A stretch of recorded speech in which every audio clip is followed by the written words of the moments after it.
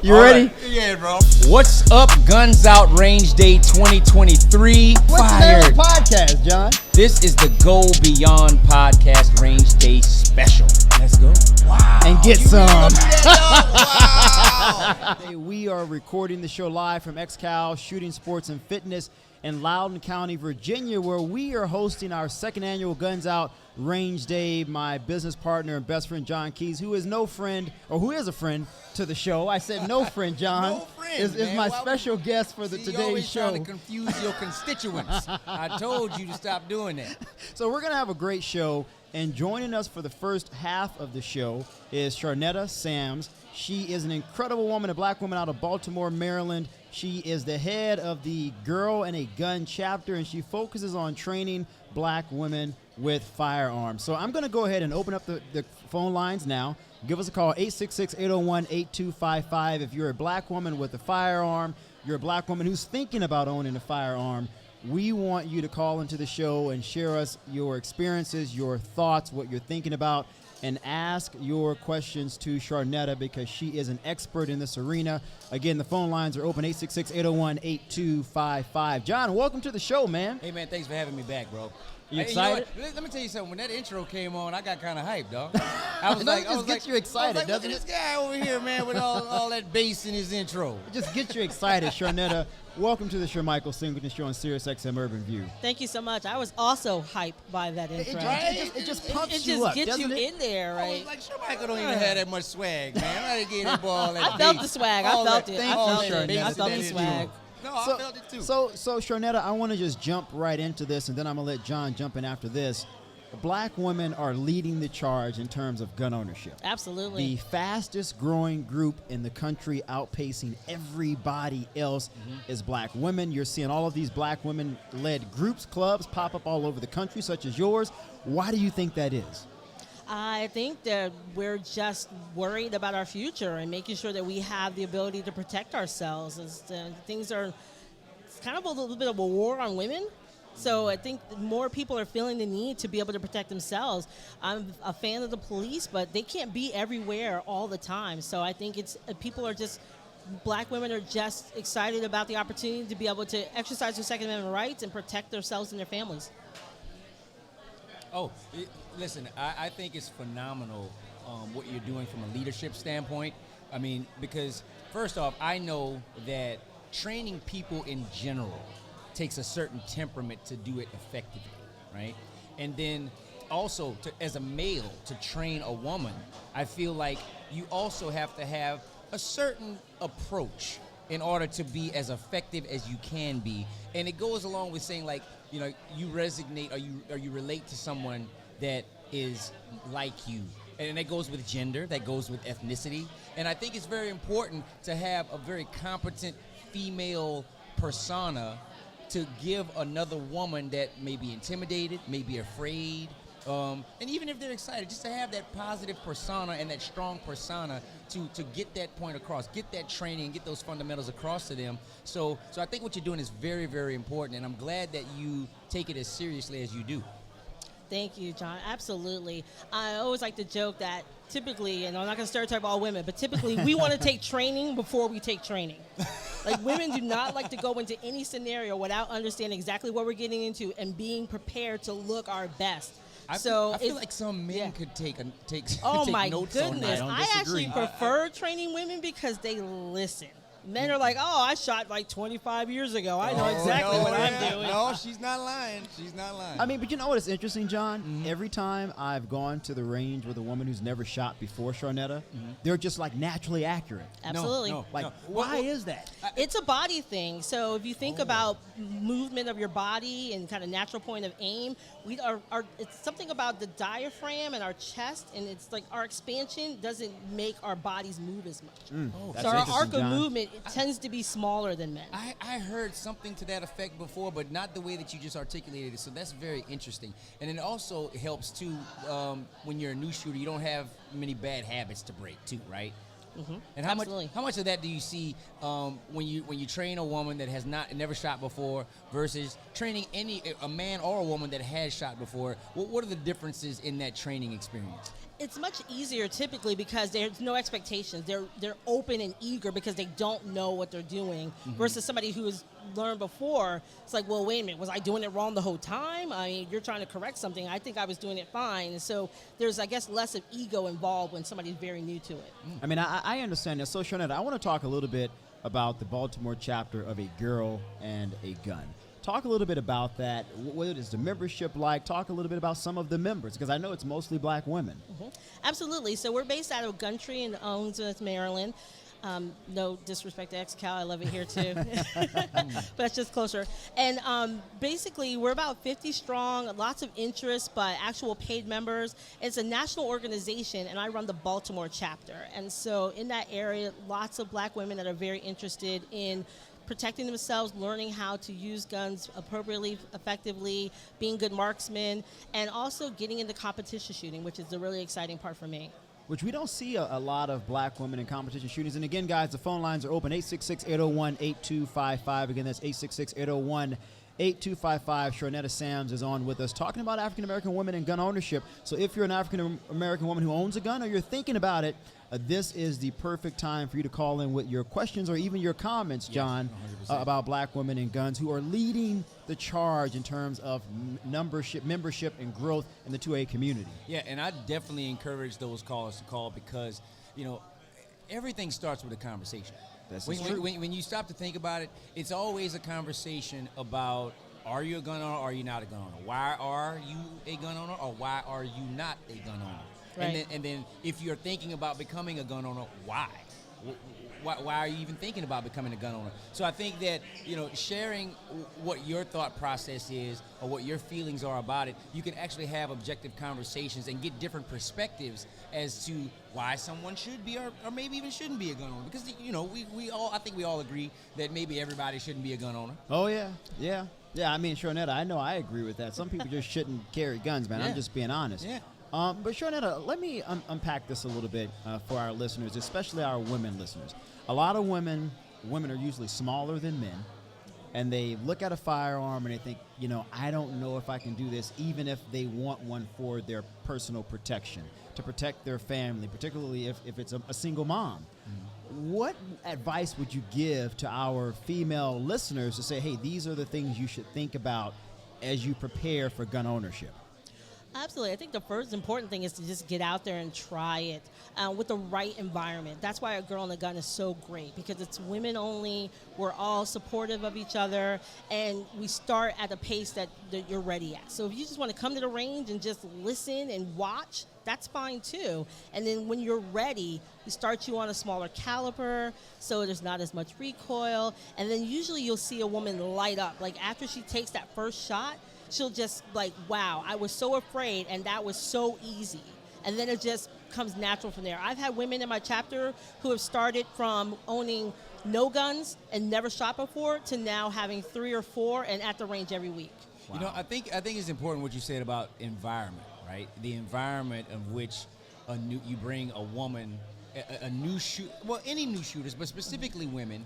And it's funny because I always hear people having these conversations about a boyfriend teaching his girlfriend or a husband teaching the wife. And listen, I'm guilty, guys. I'm going to be dead honest. I'm so guilty. Not anymore. Early on, and I'm going to tell you why. Because I had to figure it out. I had to figure out why is there so much tension between me and my woman on the range when I'm trying to teach her. And what I realized is that I have to, when I take her to the range, I just have to know I may not shoot. And that's it. Because if I go there with the expectation of me shooting, then I'm trying to speed up the process. You're going to get frustrated, annoyed. I'm trying to speed up the process because I want to start shooting. So I've had the best experiences recently taking both my wife and my son to the range, and I literally just make it about them. And I actually enjoy that now because I'm starting to see them progress much faster.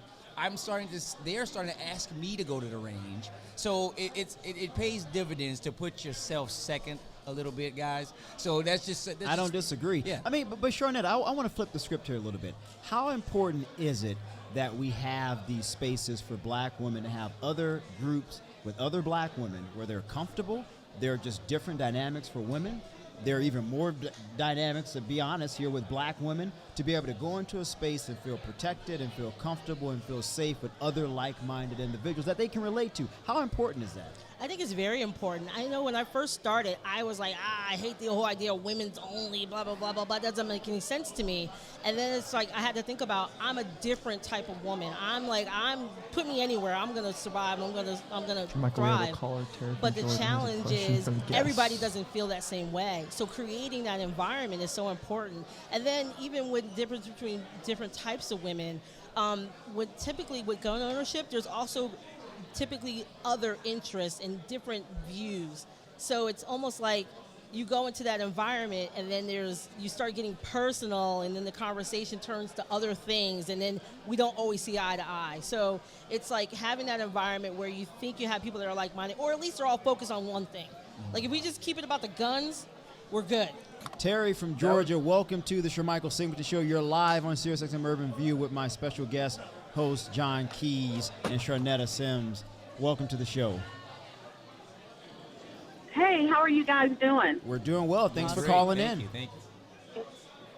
Good. I'm excited about this topic. I ride a motorcycle, and one time my bike broke down on me, and I was on the side of the road, and two men were walking on the shoulder, and I was very nervous. And then another time I was riding, a car intentionally came over on me, and I thought, Terry, you got to get some protection. So I did take a class. I did get a firearm. But I'm wondering about additional training with the firearm, and then also maybe classes that would help me to use the firearm while I'm on the bike. Is there such a thing as a training for that? Oh, that's an interesting question. So I definitely recommend additional training to get you where you want to be from a marksmanship perspective, so that you can feel confident that you're going to hit anything that is trying to harm you. But I also think you definitely want to get into something that helps you understand the legal ramifications of firearm ownership.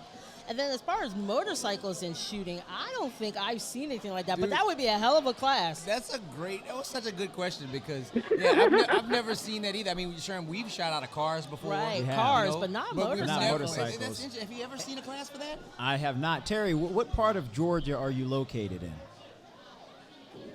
I'm in Atlanta. So then I would recommend, we have a good friend out of Atlanta, Georgia by the name of TIG, My Sister's Keeper's Defense. I would highly recommend that you go to Google, look up My Sister's Keeper's Defense. It's a black woman. She trains a ton of black women. A lot of black women that I've had the opportunity to meet that live in the Atlanta metro area have gone through her courses. They love her. She's a former military veteran. She knows what she's doing. I think that is a good place to start. Yeah, absolutely. Tig is amazing. Yeah, her name is Marshall Davis. If you happen to want to look her up by her real name, Marshall Davis. And yes, like Sherm said, My Sister's Keeper's Defense. Okay. All right, Terry. Thank you so much. Thank you so much for being a listener of the show. Thank you. And keep listening to the Charmichael Singleton Show, Terry, and have a good Saturday. Thanks, Terry. Thank you. You too. Bye.